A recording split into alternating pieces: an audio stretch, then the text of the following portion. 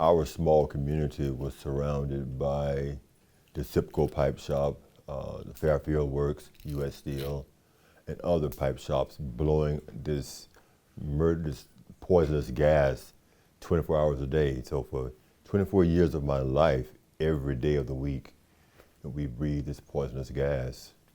Right in the heart of our community was a landfill. Also through our black community was a toxic spillway. There were lots of steel plants. I would imagine that a lot of us have had health issues and are gonna have health issues because of the air quality that existed in Birmingham back then. Of course, nobody cared about global warming or pollution at that time. My dad worked at Tennessee Coal and Iron, TC&I. Actually, my dad died with cancer, and we feel like it was connected because some of the people who worked with him at the plant that he worked in received some funding, but Dad had died when that came to pass, and so my mom was not eligible to receive anything. My mother was a school teacher, but my dad was coal miner, so I'm a coal miner's daughter. And Daddy always took me to Docena Mine. That's where he worked, at Docena.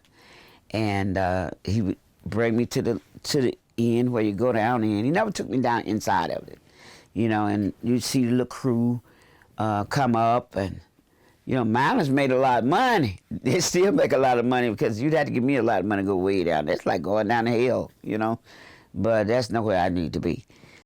Dad had black lung, you know, because I remember when I first heard about black lung, I told Dad, I said, Dad, why don't you come out to mine because you're going to get black lung. And he didn't say anything for a couple of days.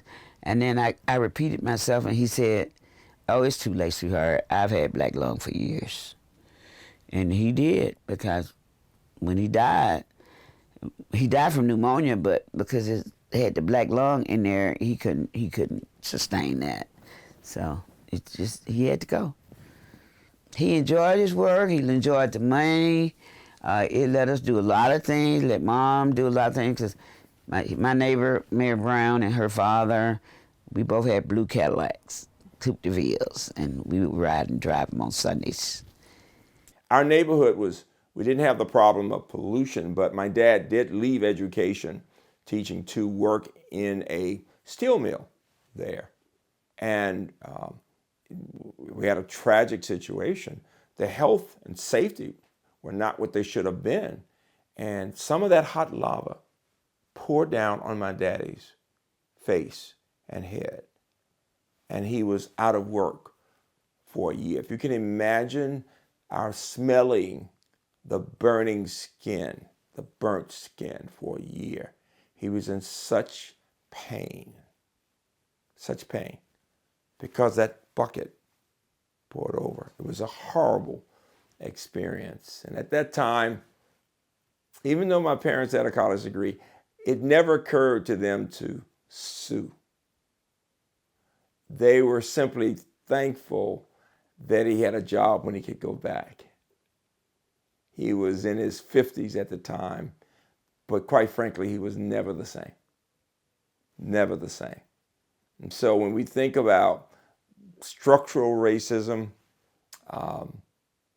when we think about ways in which Black people were affected, no doubt, the fact that they did not have the measures in place. Was that the case for whites? I have no idea. All I know is that my dad suffered immeasurably, and we smelled it and saw it, and he was never the same.